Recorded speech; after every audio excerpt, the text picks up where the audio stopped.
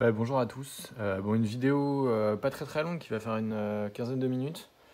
Après, alors, le débrief des objets, si vous la regardez vraiment, parce que c'est à la ressourcerie, hein, mais le débrief des objets, si vous voulez regarder juste ce qu'on a récupéré avec David, qui était venu avec moi là tout à l'heure à la ressourcerie, bah, du coup, vous allez à 7 minutes. Ensuite, ouais, ça c'est un petit standard Martini qu'on a récupéré chez une petite broc. Ça, c'était du Emmaüs. Guerre de 14, malheureusement il n'y a pas la boîte. Ça je crois que je l'avais déjà montré, c'est une vieille boîte russe, un petit briquet. Ah oui, et alors on voit pas chiner, mais j'ai récupéré la semaine dernière 2 petits coups de papier en rondelles de... Enfin, vous savez, c'est du cuivre qui était des petits anneaux en cuivre autour des obus. Voilà, donc celui-là est 1916. Souvenir 1916. Voilà, c'est des petits coups de papier en fait qui étaient faits dans des bouts d'obus. Bref, on ne me les voit pas chiner. Donc, si vous allez à 7 minutes, vous aurez la vidéo. Allez, on y va. Salut, c'est Mania. Ouais, bonjour à tous. Donc, on est à Jourdain, juste à côté de la rue de Belleville, dans mon quartier. D'ailleurs, c'est marrant, on voit très bien l'église de Belleville et cette petite rue du Jourdain. Si vous regardez l'enlèvement de Michel Houellebecq, tout le début, c'est entre la dalle des Olympiades dans le 13e, là où je crois qu'il habitait réellement, et ici à Jourdain. Voilà, avec la librairie La Cartouche qui est très bien, mais le monsieur veut pas que je vienne faire un film sur les livres anciens. Et du coup, cette rue elle est super mignonne, c'est hyper sympa. Et là, on va aller à la ressourcerie en passant par la boîte à livres. Voilà, il y a des petits pieds d'arbres aménagés. C'est Boboland, hein, le 19e, si vous vous demandez. Et du coup, on va aller à la ressourcerie et on va regarder un peu ce qu'il y a. Petit passage là. Il y a les DVD de True Detective. Non, il n'y a que la boîte. Bon, il n'y a plus rien. Alors, on va regarder ce qu'il y a à la ressourcerie. Alors, ça fait plusieurs fois que j'y vais avec David. D'ailleurs, il sera peut-être là tout à l'heure. Mais l'ambiance est pas ouf. Hein. Là, avec le Covid, en fait, il y a toujours une queue de dingue. Il y a toujours des gens qui arrivent une heure avant. Là, d'ailleurs, il est midi et ça ouvre à 13h. Hein, donc, il y aura de la coupe. Mais je préfère être comme ça parce que comme ça, je fais partie des 15-20 qui peuvent entrer en premier. Et du coup, il y a quelque chose. Parce que sinon, il n'y a pas grand-chose. Il faut attendre les remises en rayon. Donc, c'est comme chez Emmaüs.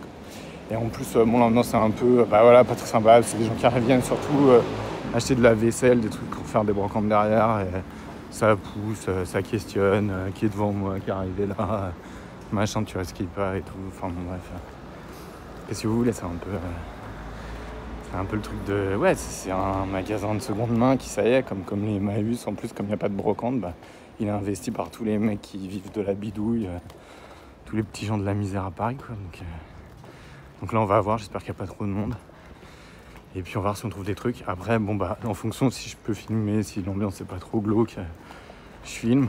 Pas trop tendu, je filme. Sinon, tant pis, vous aurez droit à un petit débriefing. Hop, merci. Voilà. Voilà, il est -5. Il y a quand même un peu de monde. C'est pas tendu, tu David est là. Ça va, c'est pas trop tendu là, mais je sais pas, je vais voir. Je verrai dedans. Donc, tu vois des trucs, je regarde rapidos. On va au fond. Bon, rien vu de dingue.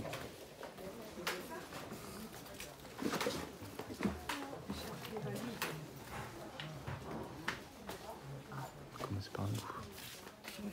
Ça c'est cool. Tiens, je peux te le mettre dans ton truc. Ouais, vas-y. Ouais.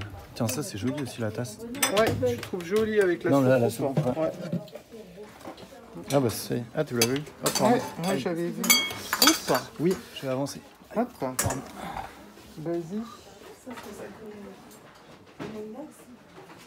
Oui, Moulinette, c'est un peu beau.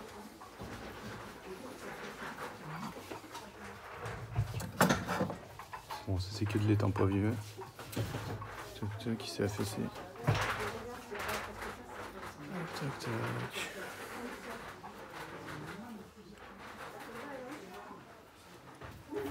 Ça c'est quoi? C'est moche? Non. Ouais, le bras au fond.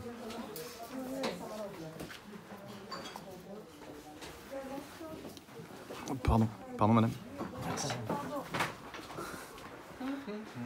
Belgium.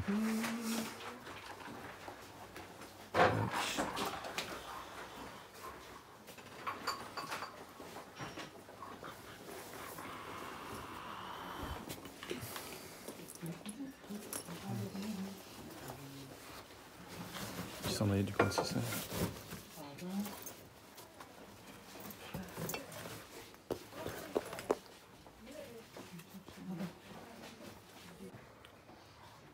Ouais, il y a des flûtes holos.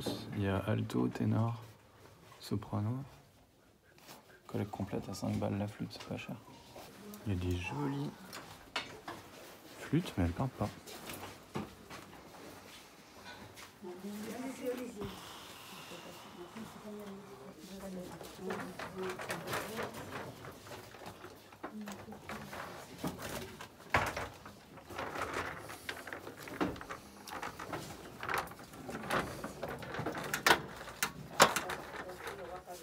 Oh, petit jeu.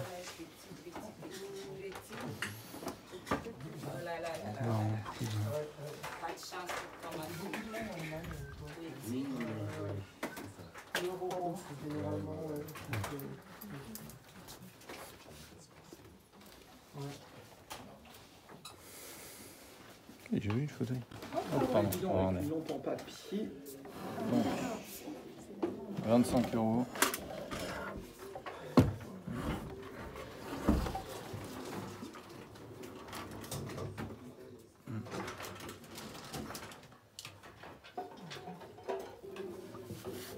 Adjudant pilon. Ouais, c'est 14. Mais bon, 25 € pour ça. Ça fait chéros. Allez, je le rechercherai, je taperai son nom. Hop. Bon, continue un peu. Bah, je rallume quand il y a un truc bien. Pas des vieilles boîtes.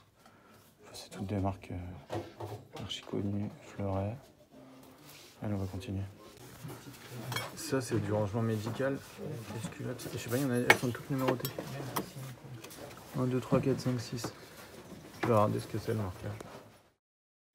J'ai pas trop filmé dedans parce que l'ambiance est pas incroyable à l'intérieur et voilà, j'ai pas envie de pousser. Bref, mais du coup, bon, vous allez voir ce qu'on a trouvé. Ok, donc il fait 35 degrés dehors, là on est en train de cuire, mais ça y est, on va faire un petit débrief. Bon, c'est David qui a trouvé les meilleurs trucs. On a failli se battre pour la tasse, donc vas-y, alors montre. Ça c'est quoi?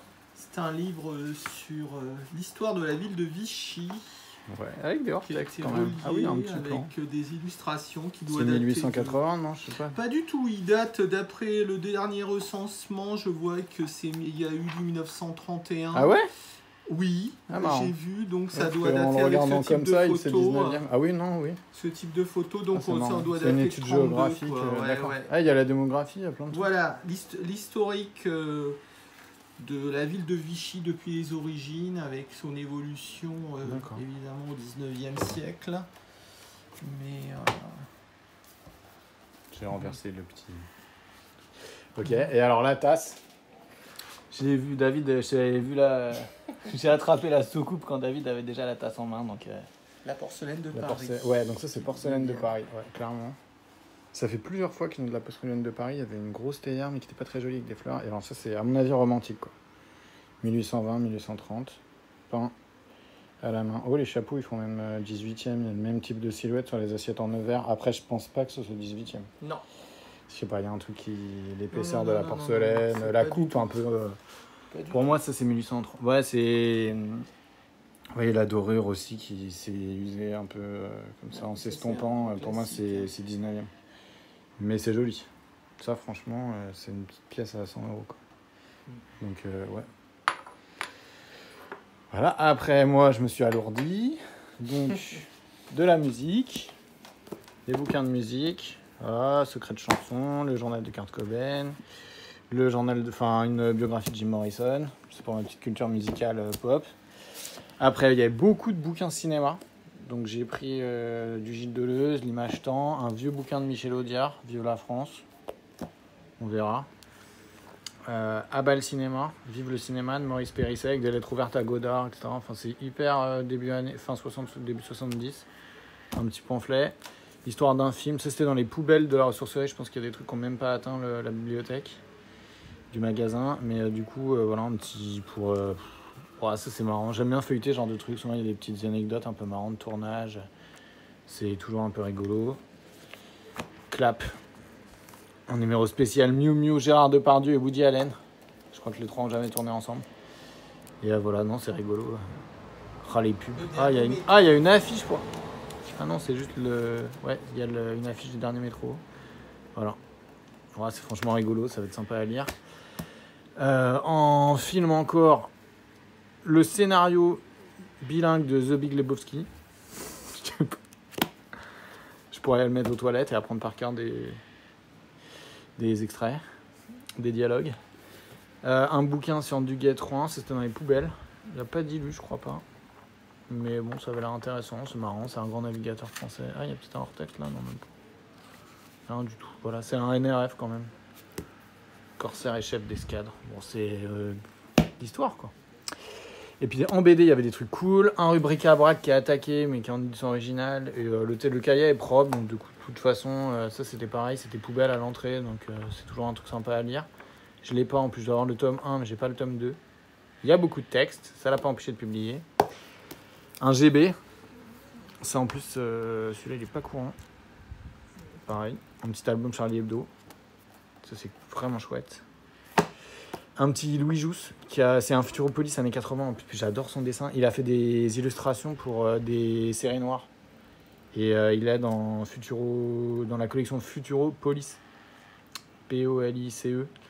Il a fait aussi des illustrations pour des grands romans siennois, enfin de romans noirs américains. Et du coup, ça c'est assez cool, franchement. Un petit album années 80, je pense que ça chez Apum Bapoum, c'est au moins 20 ou 30 balles. Et puis Mathioli, Super West Comics, c'est un auteur américain. Il me semble. Ça c'est en anglais. Après, ouais, je sais pas, bon, vu le nom, mais il me semble que Mathioli il a une influence sur des mecs comme Charlie Schlingo et puis tout ce qui était Golo et Franck. Voilà. Non mais juste pour en dire que Mattioli, c'était un Italien, c'est pas du tout un Américain, je sais pas, je confondais avec un autre type en fait. Effectivement, il a bien influencé Charlie Schlingo et tout, c'est assez génial, c'est complètement surréaliste, mais c'est pas du tout un Américain. Du coup, c'est un peu surréaliste et tout, enfin bon, bon, celui-là est en anglais, après je sais pas du tout s'il est italien ou américain, il me semble dans mes souvenirs c'est un Américain d'origine italienne, mais je suis pas sûr. Mais ça c'est assez cool, c'est une impression en plus, celui-là il est en anglais, vous voyez. Catalan Communications New York, donc en plus ça doit être de l'import, plutôt sympa. Je vais voir ce que ça donne, mais il est en bon état, il n'y en a pas beaucoup de ces choses. Bon, je vois pas de date. Il y a un ISBN, je pourrais retrouver. Et après, ouais, le GB, il faut que je vous montre comment le GB. Parce que le GB est génial. La BD un peu surréaliste, un peu dans la veine du théâtre de l'absurde en fait. Et du coup, non, c'est vachement bien. Et comme le Jousse, là, le petit Futuropolis, il est super chouette. Donc voilà, je raconte n'importe quoi là, mais c'est pas grave. Bon, allez, on reprend. Oui, je suis en train de faire le montage en slip chez moi. Bonne journée. Voilà. Après, deux petits objets. Une petite pompe à essence. Mélange de temps. Donc, mais qui est assez bien faite, années 70, je pense. Ce sera pour les petites voitures des gamins. Et puis ça par contre c'est cool, c'est un pot de marmelade Dundee. On en voit beaucoup dans les tranchées anglaises Première et Deuxième Guerre mondiale. Et ça c'est un vieux pot, il est bien chouette, il est bien écaillé comme il faut. Et c'était 1 €. Donc du coup ça c'est très joli dans une petite vitrine tranchée. Ça c'est du bon gros militaria quoi. Voilà. Et ah oui, un sac, mais bon ça c'est pas très ultra important, mais il y a un petit sac, voilà c'est gros mythe. Voilà, 2 €. C'est dommage, il est taché, mais je vais le récupérer. Je vais nettoyer sa toile cirée, mais quelqu'un m'a arrêté dans la rue et pensait que je tenais mal mon bébé. Mais j'expliquais que le bébé en question était une peluche. Voilà. Et on va finir sur ce merveilleux petit visage de chien. Bonne fin de journée à vous.